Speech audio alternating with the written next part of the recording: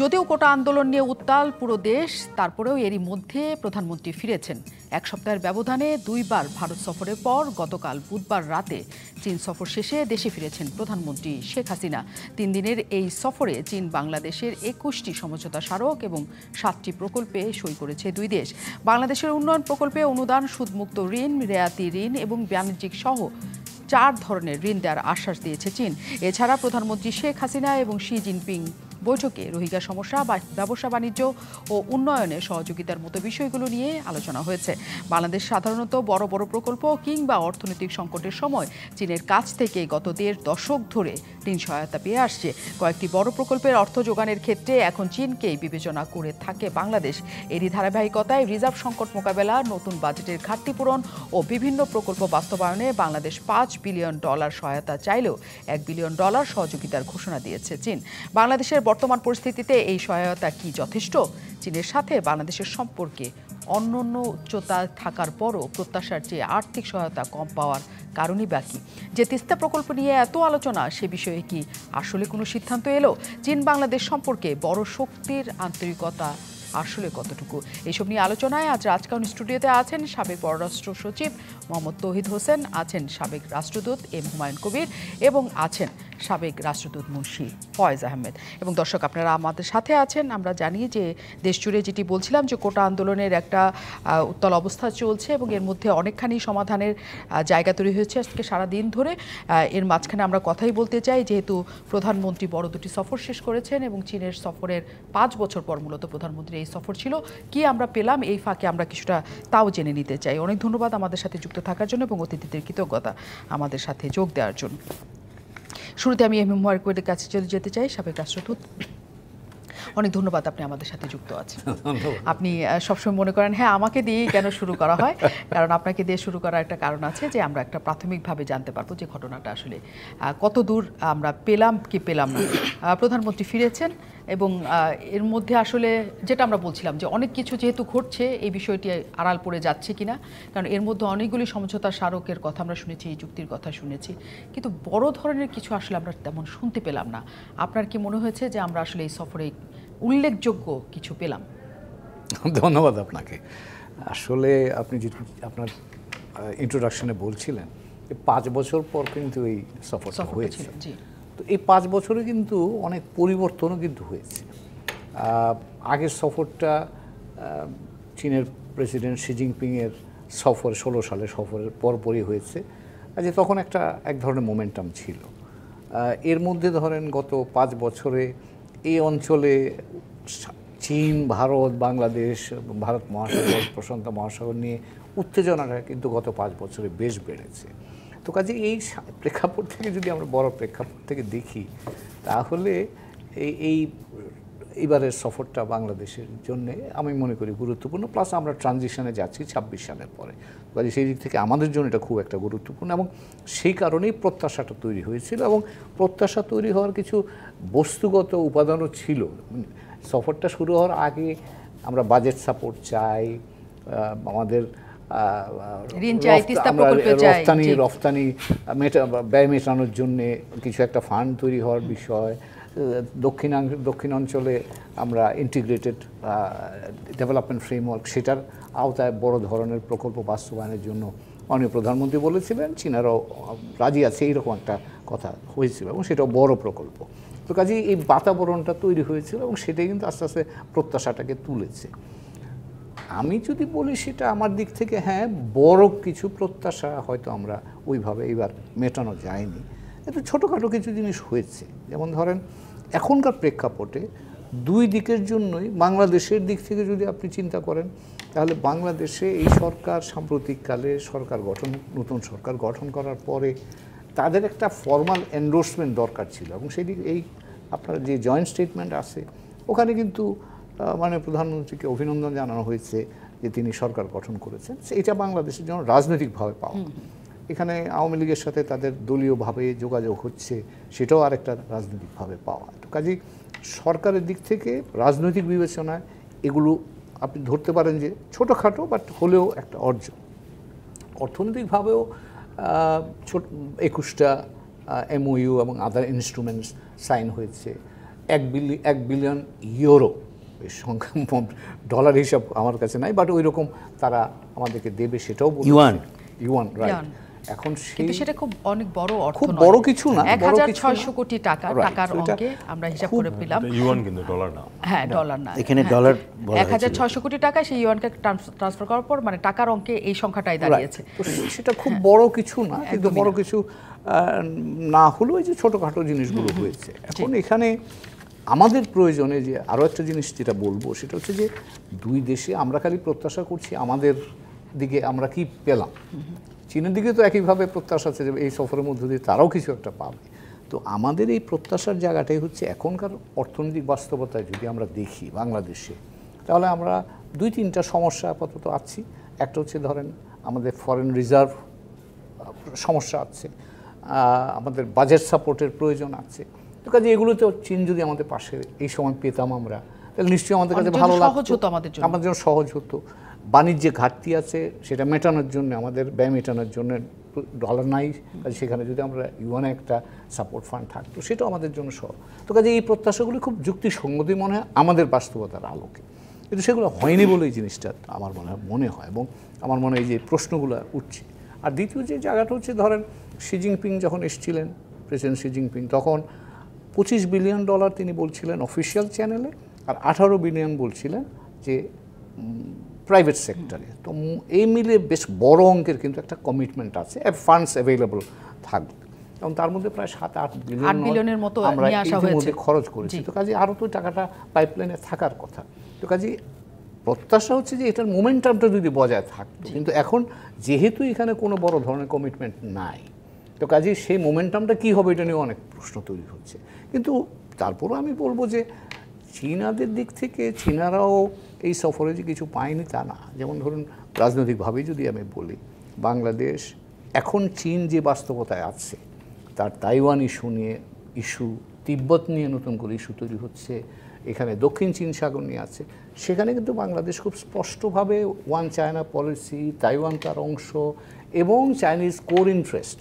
এবং এই Chinese core ইন্টারেস্টটা কিন্তু ইন্টারেস্টিং, এটা 2010 সাল থেকেই চায়নারা বলছে, 9 সালে খুব সম্ভবত বন্ধু ফয়েজ বলতে পারবে, 9U লাইন, অর্থাৎ পুরো দক্ষিণ চীন সাগরকে তারা তাদের এলাকা বলে দাবি করে, এবং সেটা নিয়ে কিন্তু তারা এটাকে তাদের কোর ইন্টারেস্ট বলে বলে। সেটা মার্কিন যুক্তরাষ্ট্র মানে না, জাপান মানে না, ভিয়েতনাম মানে না, ফিলিপিন্স মানে না, এবং ফিলিপিন্সের সাথে এটা নিয়ে এখন ধাক্কাধাক্কিও চলছে। তো কাজেই আমরা কিন্তু খুব স্পষ্ট করে চীনকে আমরা এটাতে সমর্থন দিয়েছি। তো কাজে এটা আমার কাছে মনে হয় যে চীনের দিক থেকে বাংলাদেশ একটা বন্ধু হিসেবে তার পাশে দাঁড়ানো, এটা কিন্তু এই সময়ের জন্য বিশেষ গুরুত্ব বহন করে। হ্যাঁ, সে কিন্তু সেই গুরুত্ব স্পষ্ট করে যে অবস্থানটা, সেটা আমরা কি পেয়েছি নাকি? শুধু এক লাইনে যে স্পষ্ট করে চীন আমাদের পাশে সকল সংকটে আছে, যেসব সংকট নিয়ে আমরা তার পাশে গিয়েছিলাম, না সেটা তো আছে, সেটা তারা বলেছে। আমরা দ্বিপাক্ষিকভাবে আছি, বহুপাক্ষিকভাবে জাতিসংঘে আমরা কাজ করব, আঞ্চলিকভাবে কথা বলবো, ইভেন গাজার ইস্যু এখানে আছে, সেটাও বলা হয়েছে।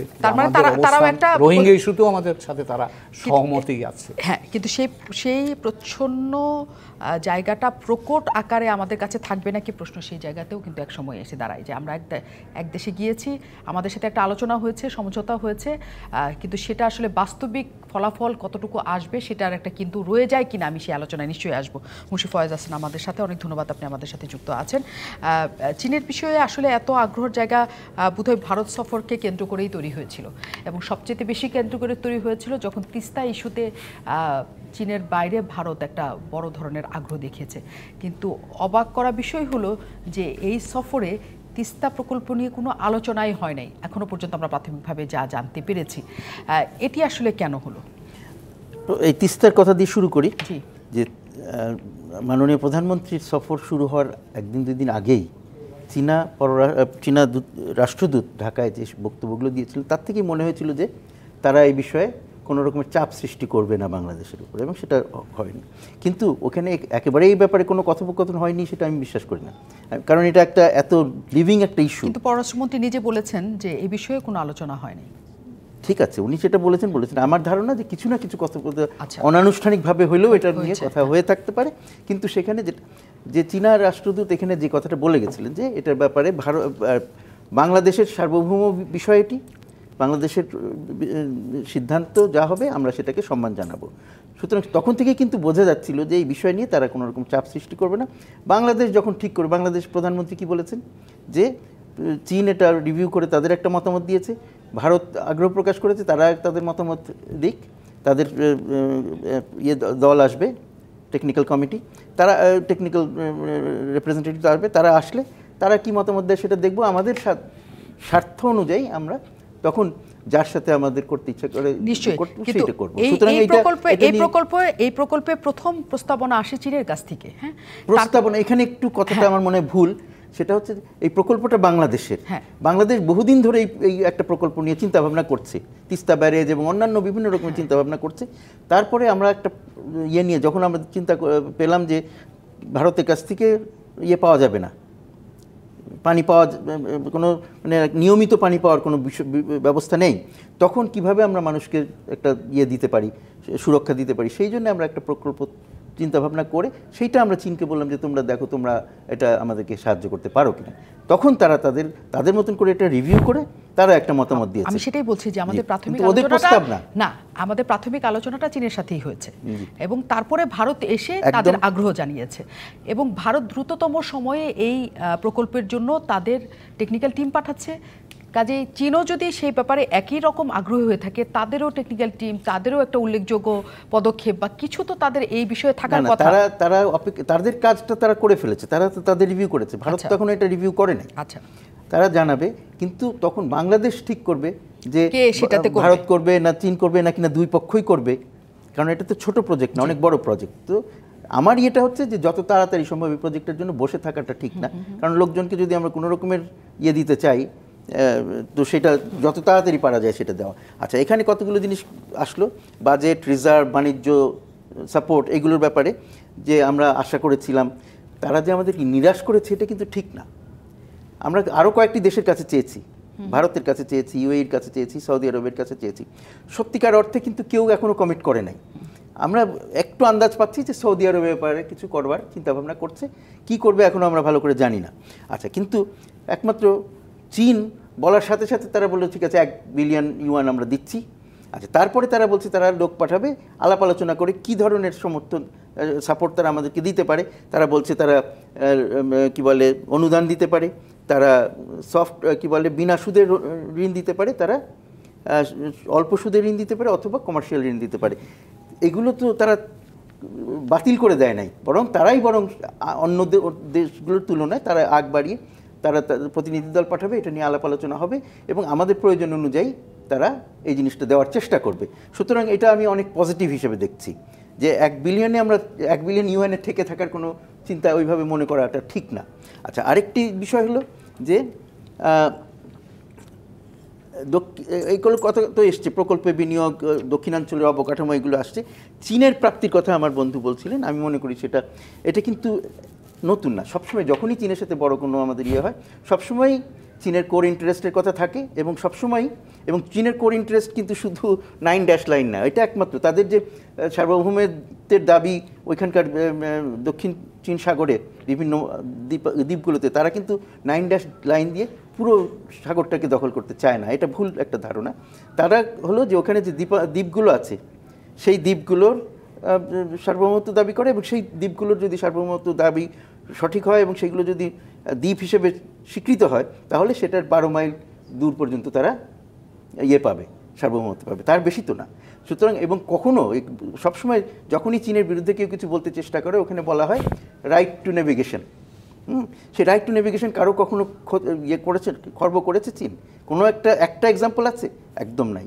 বরং যেটা করা হয় যে চীন যেগুলোকে তার সার্বভৌম এলাকা মনে করে, সেখানে মাঝে মাঝে রণতরী বা প্লেন এগুলো পাঠায় মার্কিন যুক্তরাষ্ট্র এবং তার মিত্ররা কেউ। সুতরাং সেগুলো হলো উস্কানি দেওয়া, সেই উস্কানি দিয়ে কাজটি করানো হচ্ছে। আর চীনের কোর ইন্টারেস্টের মধ্যে যেমন দক্ষিণ চীন সাগরে তাদের যে বিভিন্ন জায়গায় তারা সার্বভৌমত্ব দাবি করছে সেইটা, আর কিন্তু তার চেয়েও বড় হলো তাইওয়ান এবং তিব্বত তাদের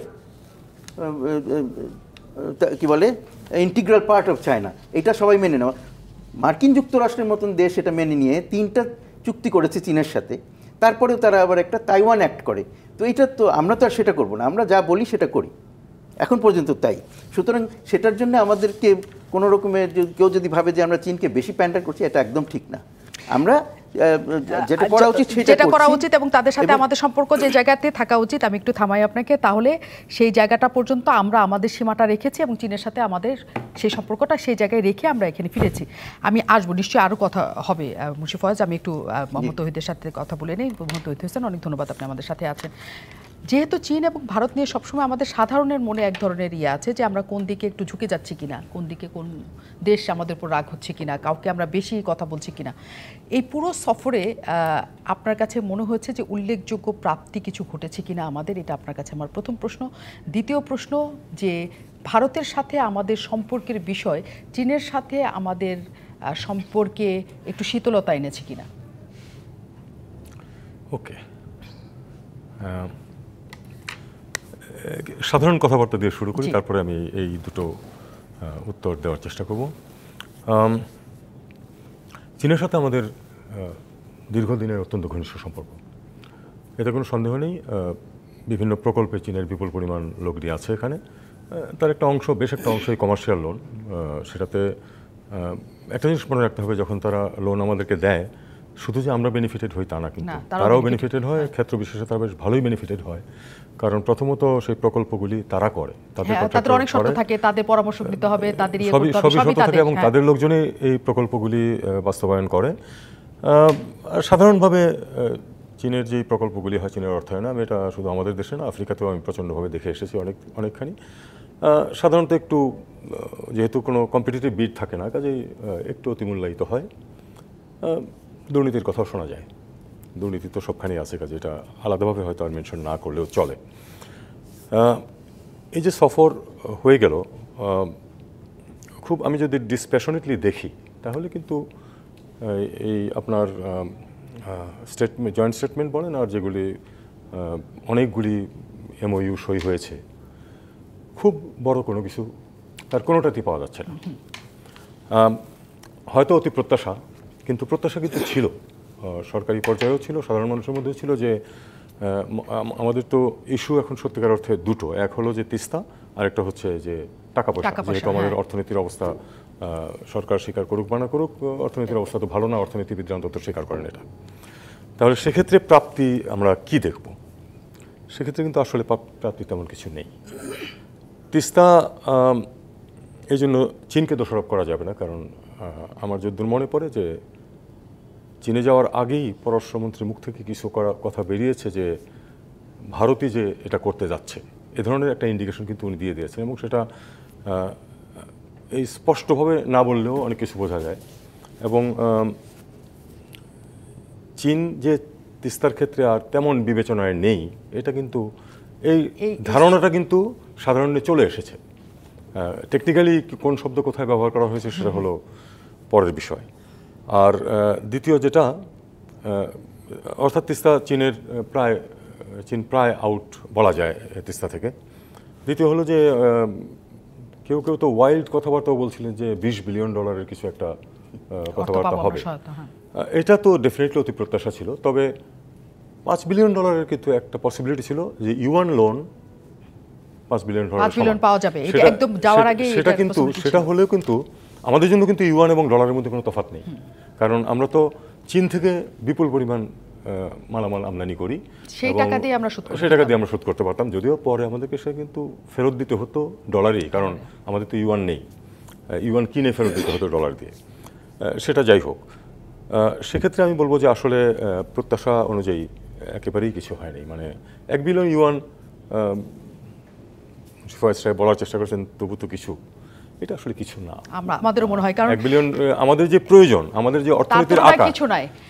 এটা যদি কোনো ব্যক্তি যদি দিত, বলতাম যে না, বেশ খানিকটা। চীনের মতো একটা দেশ 1500 কোটি টাকা দিয়েছে আমাদের, এটা না। এবং আপনার কাছে অবশ্যই আমি একটু সময় নিয়েছি মোহাম্মদ তৌহিদ হোসেন, যে প্রশ্নটা রেখেই যাই আপনাকে, কারণ একটু বিরতির পর আপনার কাছে আমি ফিরতে চাই, যে সম্পর্ক একটু শীতল হয়েছে কিনা ভারতের সাথে আমাদের সুসম্পর্কের কারণে। আমি বিরতির পরে এর উত্তর নিতে ফিরব।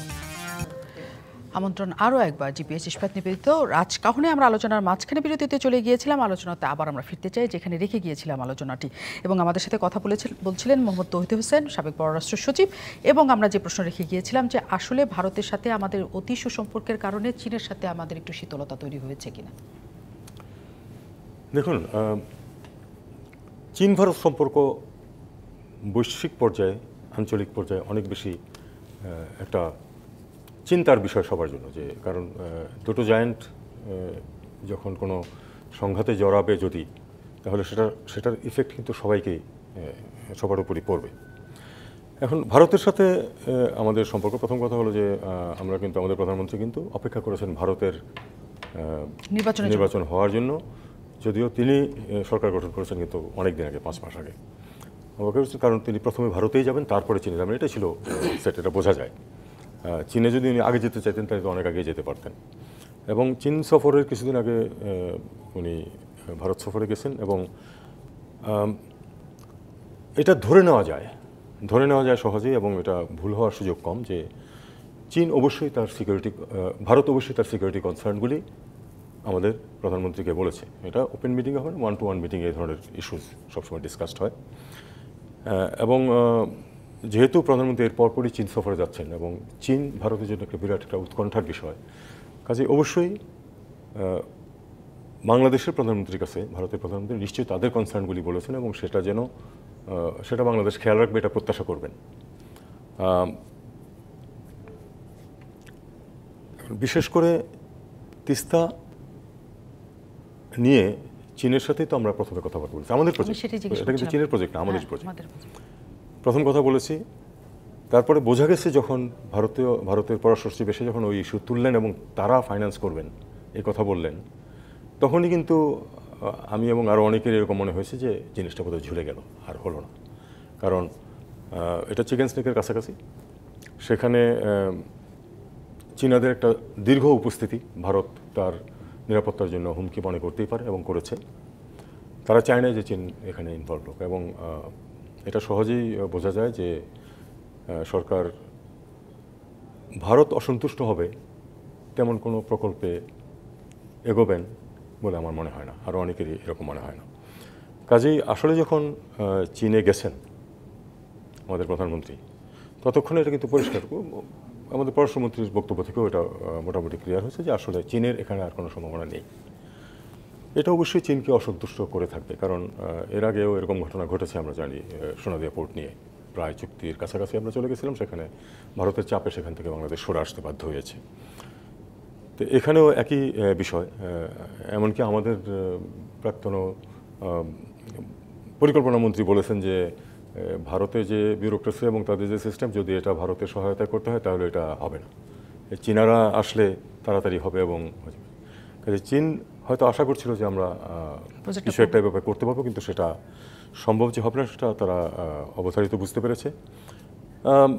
তার কারণেই কি শীতলতা কিনা, এটা হয়তো আরেকটু সময় লাগবে আমাদের বুঝতে। তবে পুরা সফরটা আরো অনেক সাবলীল হতে পারতো বলে আমার মনে হয়। কোথায় যেন একটা শীতল, মানে জড়তা, কোথায় যেন একটা সমস্যা আছে। গেম চেঞ্জার ইত্যাদি বলেছিল, কিন্তু এগুলি কিন্তু কথার কথা।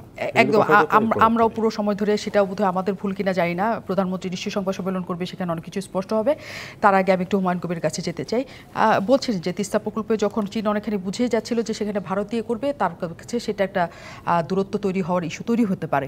কিন্তু একই সাথে আরেকটা বিষয় আমাদের সাথে তৈরি হয়েছে, সেটা হচ্ছে যেটা আমরা ট্রানজিট নিয়ে কথা বলছিলাম, রেল নিয়েও কথা হচ্ছিল একইভাবে, যে রেল যদি তারা ব্যবহার করে তাহলে সেইখানে তারা চীনের ইয়ের জন্য সেটা হুমকি শুরু হতে পারে, নিরাপত্তার জন্য। এমন উদ্যোগের কথাও এবং এই আলোচনাটাও ছিল, মানে সেটিও একই সাথে চীনের আর বাংলাদেশের মধ্যে একটা দেয়াল তৈরি করছে কিনা বলা মুশকিল, কিন্তু সম্ভাবনা যে নাই সেটাও বলা যাবে না। তার কারণ হচ্ছে ভারত চীন, যেটা তহিদ বলল, যে ভারত চীনের মধ্যে একটা প্রতিদ্বন্দ্বিতা, বেশ ধারালো প্রতিদ্বন্দ্বিতা তৈরি হচ্ছে, এটা তো আমরা দেখতেই পাচ্ছি। এবং বিশেষ করে 2020 সালের গালওয়ানের ঘটনার পর কিন্তু সম্পর্ক একটা পর্যায়ে বেশ প্রতিদ্বন্দ্বিতার মধ্যে পড়েছে। এবং আমি বলবো যে গত 1 মাসে কিন্তু চীন ভারত সম্পর্কে উল্লেখযোগ্য 2টা নেতিবাচক ঘটনা ঘটেছে। একটা হচ্ছে তিব্বত ইস্যুকে কিন্তু, যেটা বন্ধু ফয়েজ বললেন, আমিও মেনশন করেছিলাম, যে তিব্বতকে চীনের অংশ হিসাবে কিন্তু ভারত মেনে নিয়েছে সেই 60 সালে। কিন্তু মার্কিন যুক্তরাষ্ট্রের এটা নিয়ে ইদানিংকালে ন্যান্সি পেলোসির নেতৃত্বে মার্কিন প্রতিনিধি দল এসেছিল এবং তারা কিন্তু দালাই লামার সাথে দেখা করেছে এবং ওনার সাথে দেখা করার পরে এসে ভারতীয় নেতৃবৃন্দের সাথে দেখা করেছে। এবং ভারতের প্রধানমন্ত্রী নরেন্দ্র মোদী এইবার নির্বাচিত সরকার গঠন করার পরে তাইওয়ান ইস্যু নিয়ে কিন্তু তারা আবার একটা বাড়তি উদ্যোগ নিয়েছে। এই বিষয়গুলো কিন্তু চীনের জন্যে, চীন বিরক্ত হওয়া নয়, চীনের জন্য ভাববার বিষয়। কারণ আপনি তিব্বত ফ্রন্ট খোলা, তিব্বতে যদি আবার একটা জটিলতা তৈরি হয়, সেটা চীনের জন্যে চিন্তার কারণ। তাইওয়ান ইস্যু নিয়ে এমনিই নানান ধরনের চাপের মধ্যে আছে। তো কাজে এই বিষয়গুলো চীনের জন্য চিন্তার কারণ। এবং সেই ক্ষেত্রে অন্য আমাদের প্রতিবেশী দেশগুলো কোনো কারণে, সেটা বুঝে কি না বুঝে, বা কোনো আমাদের অমিশন বা কমিশন, যে কোনো কারণে যদি চীন মনে করে যে আমার কোনো কাজের জন্য তার ক্ষতির কোনো কারণ হতে পারে, এবং সেটা মনে করা, এটা তো পারসেপশন, এটা কোনো ফ্যাক্টস নাও হতে পারে, বা ফ্যাক্টস ছাড়াও ফ্যাক্টস বেসিস অফ ফ্যাক্টসের ইন্টারপ্রিটেশনের ভিত্তিতেও সেই পারসেপশনটা তৈরি হতে পারে। এটা কিন্তু অসম্ভব কিছু নয়। এবং সেটা যদি হয়, ধরেন চীনারা এখন পৃথিবীতে যদি একটা রাষ্ট্র সবচেয়ে বেশি চাপে থাকে এই মুহূর্তে, সেটা চীন। সেটা আঞ্চলিকভাবে বলেন, বৈশ্বিকভাবে বলেন। আপনি মার্কিন যুক্তরাষ্ট্রের সাথে তার টেনশন চলছে, ইউরোপিয়ান ইউনিয়নের সাথে তার টেনশন চলছে, ভারতের সাথে তার টেনশন চলছে, সাম্প্রতিককালে মার্কিন যুক্তরাষ্ট্রের সহযোগিতা ফিলিপিন্সের সাথেও কিন্তু তার টেনশন চলছে। তো কাজেই সেই দিক থেকে চীনারা কিন্তু বেশ চারদিক থেকে অনেক রকম চাপে আছে। এবং যখন মানুষ চাপে থাকে তখন কিন্তু তার বন্ধু খোঁজে এবং বিভিন্ন বিষয়কে তার মতো ব্যাখ্যা করে, এবং সেই ক্ষেত্রে ওই ফ্রেমের মধ্যে এটাকে ফেলে দিয়ে ব্যাখ্যা করা একটা প্রবণতা তৈরি হতে পারে। তো কাজেই এই ভিজিটটাও কিন্তু এই সব ঘটনাবলী একেবারেই এর মধ্যে কোনো ইনফ্লুয়েন্স বা কোনো প্রভাব বিস্তার করে না, এটা মনে করাটা খুব বেশি নাইভ হয়ে যাবে। তো কাজেই আমরা জানি না, কিন্তু হতেও পারে। কারণ এই ভিজিটটার, আমি যেমনটা বলছিলাম, স্বতঃস্ফূর্ত ছিল না। যত চাইনিজ অ্যাম্বাসেডর এখানে যে কথা বলেছেন, আমাদের পত্রপত্রিকা যেভাবে জিনিসটাকে চিত্রায়িত করা হয়েছে, এটাকে বলা হয়েছে এখানে স্ট্র্যাটেজিক কম্প্রিহেন্সিভ স্ট্র্যাটেজিক কোঅপারেটিভ পার্টনারশিপে উন্নীত করলাম, উপাদানগুলো কোথায়, সেটাও তো একটা বিষয়। কাজে এগুলো অনেক জিনিস আছে যেটা হয়তো এক্ষুনি বোঝা যাচ্ছে না, আর একটু সময় নিশ্চয়ই। কিন্তু মুন্সি ফওয়াজ আহমেদ অনেকখানি আশাবাদী সেই জায়গাটাতে। তিনি যে কথাটি আসলে আলোচনায়, যে জায়গাটা, যে দুইটা বিষয়ে আমাদের সবচেয়ে বেশি জনমনে আকাঙ্ক্ষার জায়গা ছিল চীনের কাছ থেকে, সেটা একটা তিস্তা, আর একটা হচ্ছে আমাদের টাকা।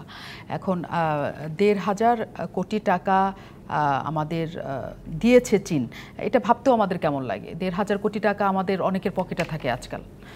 আমাদের ব্যাংক লোনই দেয় ১০,০০০ ২০,০০০ কোটি টাকা নিজস্ব ব্যবসায়ীদের। এটা কি আপনার কাছে একটু মনে হয়েছে? আমি একটু অন্যভাবে দেখি। আমার বন্ধুরা হাসছে, আমি একটু বেশি পজিটিভ হচ্ছি বলে, তাতে আমি কিছু মনে করছি না। কারণ আমি পজিটিভ থাকতেই চাই। কারণ আমি মনে করি যে যেমন ভারতের সাথে আমাদের সম্পর্ক, তেমন চীনের সাথে, মার্কিন যুক্তরাষ্ট্র, সবার সাথে আমাদের সম্পর্কগুলো খুব গুরুত্বপূর্ণ। সুতরাং আমাদেরকেও অল্পে নিরাশ হলে চলবে না। সবাইকে সাথে নিয়ে চলতে গেলে একটু মাঝে মাঝে পুরোপুরি যা চাচ্ছি তা সবসময় পাওয়া যায়। একবার যখন আস্থার সংকট তৈরি হয় তখন তো ফিরত সেই জন্য আস্থার সংকটে না যাওয়াটাই ভালো, সেটাই, নিরাশ না হওয়াই ভালো। তো যাই হোক, কথাটা হচ্ছে যে চীন যেটা দিয়েছে, এটা কি শেষ কথা? আমরা কেন এইভাবে রিয়্যাক্ট করছি? তারা তো আমাদেরকে সাহায্য করতে চাচ্ছে, সাহায্য করলে তাদের লাভ, যেটা আমার বন্ধু হুমায়ুন বলল। কারণ তারা আমাদেরকে টাকা দিলে সেটা তো তারা ফেরত পাবে, এবং তার সেই জন্যই তো তারা দেয়। তারা বিনিয়োগ করে কেন? যে কোনো দেশ, খালি চীন না, ভারত বিনিয়োগ করে বা যুক্তরাষ্ট্র বিনিয়োগ করে, সবাই নিজের নিজের লাভের জন্য তো বিনিয়োগ করে। সুতরাং তাদের না দেওয়ার কোনো কারণ নাই। কিন্তু দেওয়াটা তো একটা আলাপ আলোচনা করে, একটা মোডালিটি ঠিক করে তারপরে তো দেবে।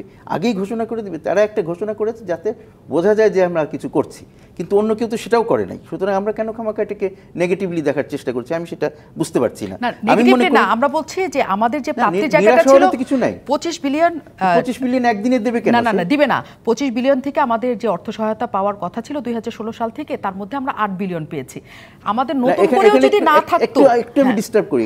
8 বিলিয়ন পেয়েছি মানে কি? মানে 8 বিলিয়ন আমরা ব্যবহার করতে পেরেছি। আমাদের দিক থেকেও তো একটা ইয়ে তো আছে, দক্ষতার ব্যাপার আছে, আমাদের সক্ষমতার ব্যাপার আছে। আমরা ইচ্ছা করলে আমাদেরকে দিলেই তো আমরা টাকাটা ব্যবহার করতে পারবো না। সুতরাং ওইভাবে না দেখাটাই ঠিক, যে আমরা যতটুকু ব্যবহার করতে পারছি সেটা, তারপরে প্রকল্প নির্দিষ্ট করে তো খরচটা হয় সাধারণত যখন বিনিয়োগ হয়। আর যখন আমার এই যে আমরা আর্থিক সহায়তা যেটা চাচ্ছি সেটা ঠিক প্রকল্পের সাথে সম্পর্কযুক্ত নয়, সেটা আমরা একটা থোক বরাদ্দ আশা করছি তাদের কাছ থেকে। তো সেটা কিভাবে হবে সেটা আমরা আলাপ আলোচনা করে ঠিক করব, এইটাই তো সিদ্ধান্ত হয়েছে। তো সুতরাং আমি মনে করি যে নিরাশা প্রকাশ করাটা এখানে খুব যুক্তিযুক্ত নয়। তবে একটা প্রসঙ্গ আপনি যেটা এনেছেন, আমার বন্ধুরা যেটা আলাপ করলো, যে ভারতের সাথে আমাদের বেশি ঘনিষ্ঠতা দেখে তারা কি কোনোখানে, এটা যে একেবারে হবে না তা নয়, কিন্তু চীনের যে স্টাইল আমি জানি, চীন কিন্তু ওইভাবে কাজ করে না। তারা বন্ধুত্বটা বজায় রাখে, সেই বন্ধুত্বের মাধ্যমেই তারা প্রভাবটা বিস্তার করে, তারা জোর করে কিছু চাপিয়ে দিয়ে প্রভাব বিস্তার করে না। আবার এমনও হবে এইটা যেমন মার্কিন যুক্তরাষ্ট্র আপনাকে জোর করে কিছু করতে বাধ্য করবে এরকম একটা ভাব, বা ভারতও আমাদের প্রতিবেশী হয়ে চারিদিকে আমাদের ইয়েতে আছে, তারা ইচ্ছা করলে আমাদেরকে চাপ সৃষ্টি করতে পারে, সবসময় করে না, কিন্তু কখনো কখনো করে না তা না, কিন্তু চীন সেটা করে না। সুতরাং আমাদেরকে বুঝতে হবে যে চীন, আমরাও ধৈর্য ধরছি। যেমন চীনের পক্ষ থেকে একটা কথা এসছে কি, গ্লোবাল ডেভেলপমেন্ট ইনিশিয়েটিভ, আমরা সেখানে নীরব থেকেছি। কেন? তার মানে কি খুব নেগেটিভ আমরা এই ব্যাপারে? আমরা তো already BRI, belt and road ইনিশিয়েটিভের সদস্য, অংশীদার। তো বেল্ট অ্যান্ড রোড ইনিশিয়েটিভ হচ্ছে একটা আঞ্চলিক দৃষ্টিকোণ থেকে দেখতে হবে, গ্লোবাল ডেভেলপমেন্ট ইনিশিয়েটিভটা হচ্ছে সেটারই বড় একটা বিশ্বজুড়ে ইয়ে হলো সেটার, কেমন? সুতরাং সেটাকে আলাদা করে আমাদের এখনই মেম্বার হতে হবে বা আমাদের এটা সাবস্ক্রাইব করতে হবে, আমরা আস্তে আস্তে করি, কোনো অসুবিধা নেই, কিন্তু এটা নেগেটিভ ভাবে নেওয়ার কিছু নেই। কিন্তু আবার যেটা আমার বন্ধু উল্লেখ করেছেন, আমি মনে করি সেইটা বরং প্রণিধানযোগ্য, যে রাজনৈতিকভাবে সেটা একটা ইয়ে, যে একটা নতুন স্তরের কথা আমরা দুই পক্ষ থেকে ঘোষণা করেছি। এগুলো চীনের সাথে বাংলাদেশের বা অন্য দেশের সম্পর্কে এই ধরনের রেটরিক সবসময় আসে, কিন্তু সেটার একটা অর্থ আছে, একেবারে বিনা অর্থে নয়। যেমন আমরা বলছি যে ব্যাপকতর কৌশলগত সহযোগিতার অংশীদারিত্ব, আগে ছিল শুধু কৌশলগত অংশীদারিত্ব, এখন হয়েছে ব্যাপকতর কৌশলগত।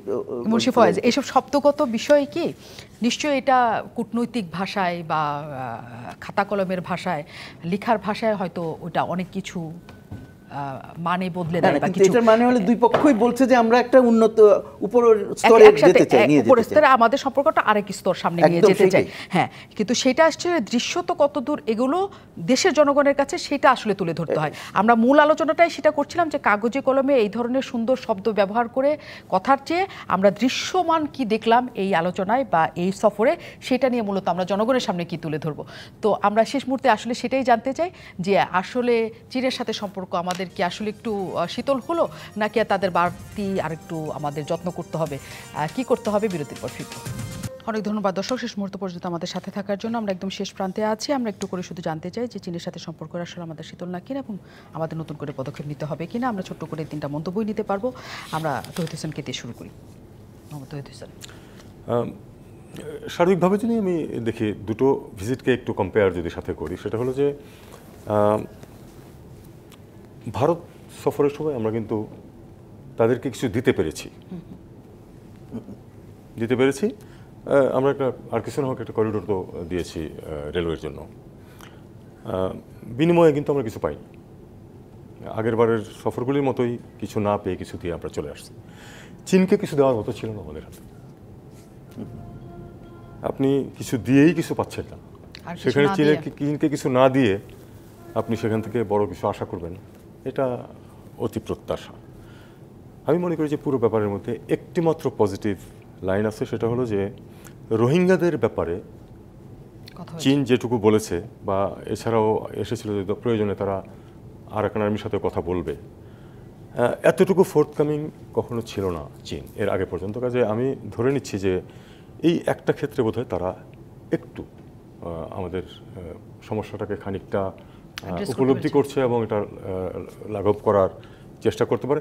আমাদেরকে এটাকে ফলো আপ করতে হবে, কিন্তু আমরা যদি এটা জাস্ট বলেছে পরে বসে থাকি তাহলে কিন্তু হবে না। আমাদেরকে ফলো আপ করতে হবে চীনের সাথে, এবং চীনকে বোঝাতে হবে, মানে আমাদের যতটুকু সামর্থ্য বোঝানোর আর কি। চীন বোঝে না, এটা ঠিক না।